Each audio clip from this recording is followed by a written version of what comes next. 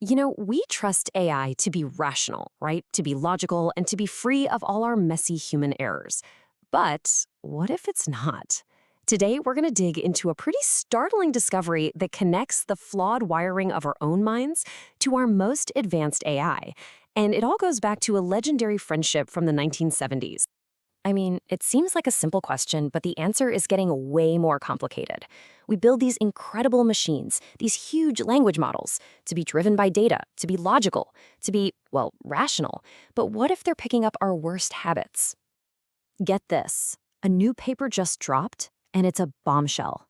It turns out the very same mental shortcuts, the same logical fallacies, the same weird glitches in reasoning that trip us up all the time, yeah, they're now showing up in our most sophisticated AI. So how did this even happen? How did our bugs get into the code, so to speak? Well, to figure that out, we first have to understand our own flawed thinking.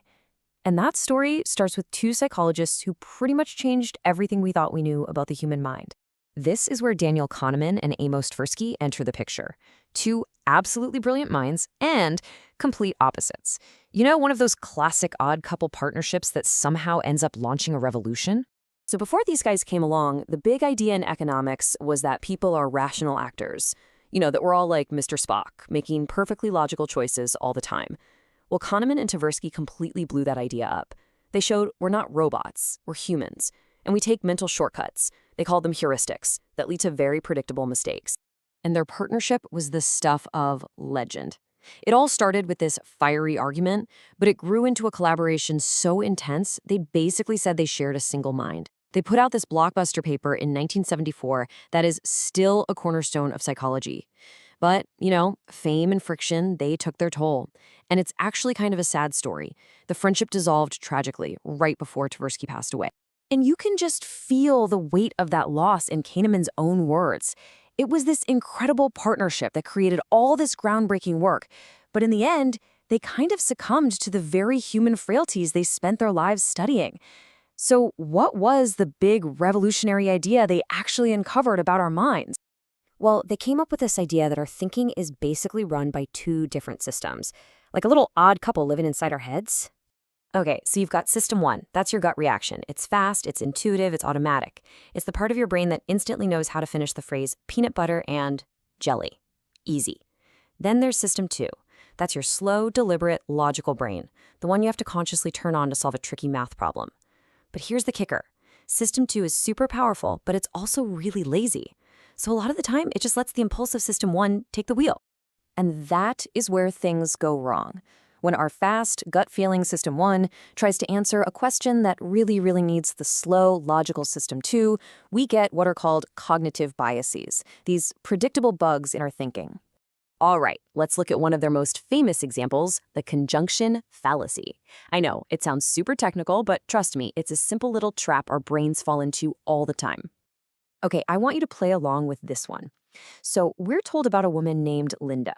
She's young, single, outspoken, and really passionate about social justice. Now, which of these is more probable? A, Linda is a bank teller, or B, Linda is a bank teller and an active feminist? Just take a second. Which one feels more likely? Go with your gut. So what did you pick? If you chose B, you're in good company. Almost everyone does. But here's the thing. It's logically impossible. Think about it. The group of feminist bank tellers has to be smaller than the group of all bank tellers. So what happened? Well, your system one heard that description, it saw a stereotype that fit, and it just jumped to a conclusion. It took a shortcut and completely ignored the simple laws of probability. All right, ready for another one of these mental glitches? This one is called the framing effect. And it basically shows that how you say something can be way more important than what you're actually saying. Okay, so imagine this scenario. A disease about to hit, and it's expected to kill 600 people. You have two programs to choose from. Program A will save 200 people for sure. Program B gives you a 1 in 3 chance of saving everybody, but a 2 in 3 chance of saving nobody. Now, when the problem is framed around saving people, most of us play it safe. We choose Program A. It just feels better. Now watch this. We're going to reframe it, but the math is the exact same. This time, with Program A, 400 people will die, guaranteed. With Program B, There's a 1 in 3 chance nobody will die, but a 2 in 3 chance all 600 will die. Suddenly, just by framing it in terms of loss, our brains totally flip. Most people now become risk takers and gamble on program B. Same facts, different frame, completely different choice. Crazy, right? So, okay, we get it. We humans are a mess, we're predictably irrational, but AI is supposed to be different. It's supposed to be pure logic. Well, this is where our story comes full circle. A recent study decided to put this to the test. Researchers took 3 of the biggest AI models out there, GPT-4o, Llama 3.1, and Gemma 2, and basically put them through the ringer. They gave them the Linda problem, the disease problem, and a bunch of other classic bias tests, over 1,500 times. And the results are fascinatingly weird. Just look at the orange line there for GPT-4o. It completely aces the conjunction fallacy, our Linda problem. No sweat.